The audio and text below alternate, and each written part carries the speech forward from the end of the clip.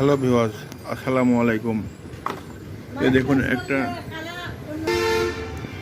একটা এলজি কোম্পানির Korea technology একটা মাইক্রোওভেন এসেছে আমার কাছে। এর সমস্যা হলো সুইচ দেওয়া লাগে না, সুইচ না দিলে পরে এমনিই চালু হয়ে যায়।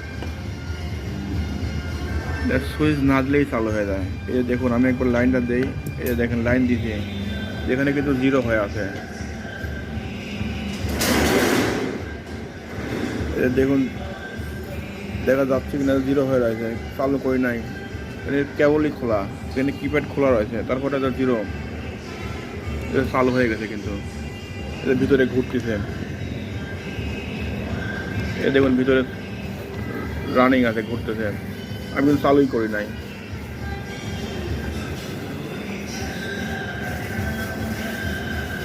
এই দেখেন ভিতরে লাইট জ্বলতেছে, ভিতরে কিন্তু চালু করতে হবে, তারপর তোলা লাগবে, চালু না করেই চলতেছে। আচ্ছা, এর সমাধান, এর কাজ করে সমাধান করে আপনাদের আবার দেখাবো, দেখি কতদূর কি হইলো না হইলো।